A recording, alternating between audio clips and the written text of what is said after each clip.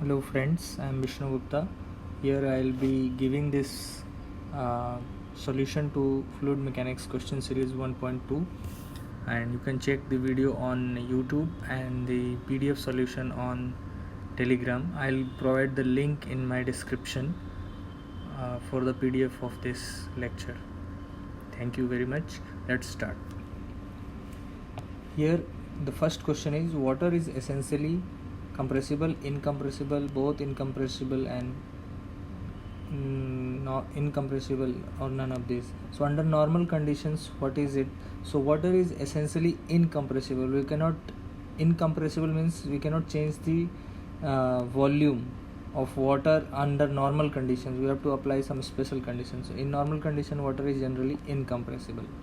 Second question is, ideal fluids possess what is the viscosity? So for ideal fluids, it is said that it should have zero viscosity.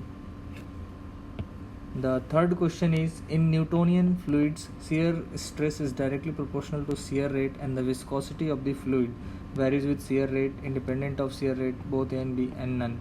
So here we can see this tau is called as the shear stress, and mu is the viscosity. Du by dy is the velocity gradient, which is directly proportional to the shear rate.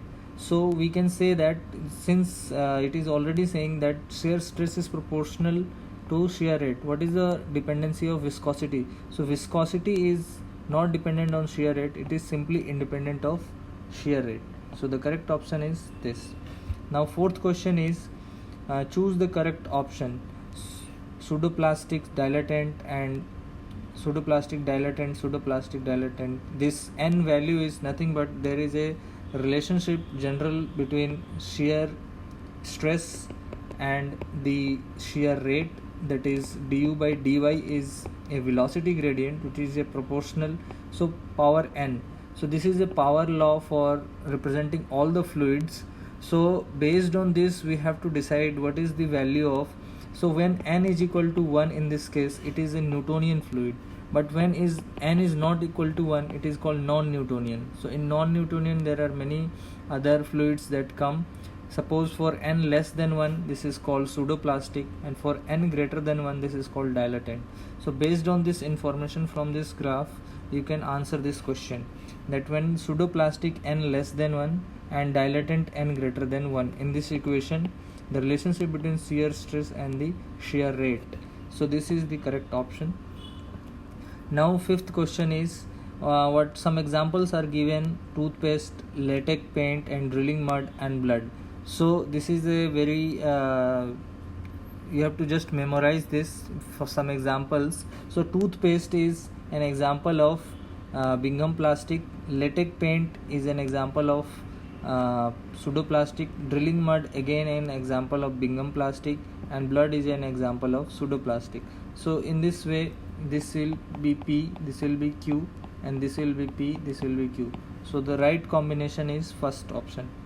First P, second Q, third P, and fourth Q. Okay. So next question is, a unit of shear stress is same as that of. So shear stress has the same unit. So if you can understand, then shear stress is nothing but tau mu du over dy. So stress is equivalent to pressure. Stress and pressure are equivalent. The only thing is that pressure is on the acts normal to the body of the fluid, and shear stress is important when the fluid has surface pressure, the pressure exerted on the surface of the fluid surface, then that comes shear stress. That is known as shear stress. So it has same unit of pressure. What is choose the correct unit of flow behavior index? So n. So flow behavior index correct unit n, the unit will be Pascal s raised to the power n. Now fluids, especially gases. So what is the nature of gases? Incompressible, compressible, both A and B. So in general, if you see, gases are compressible. If you see the example of van der Waals equation, you can see the volume can be changed, the density can be changed of a gas. So it is generally compressible. Now if you see the density of both air and water, question number 9, with an increase in temperature, what will be the conclusion? So we know from the experimental results that at 400 degrees centigrade the water has, this is the diagram for water with temperature, how it changes.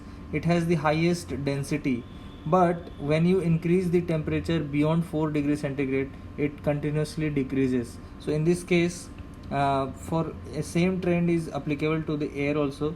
So with increase in temperature the density of water and air both decreases.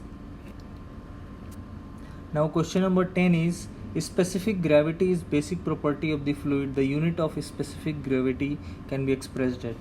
So specific gravity is nothing but the ratio of density of any fluid to the ratio of density of water. So this ratio is called specific gravity. So since this is density and this is density, the units will be same and they will cancel out and this will become a dimensionless. So specific gravity is a dimensionless quantity. So in this way we have finished our this fluid mechanics question series 1.2, and you can check the PDF on my Telegram channel. Thank you for watching this lesson. Like, share and subscribe to my channel. Share with your friends. Make learning fun. Thank you.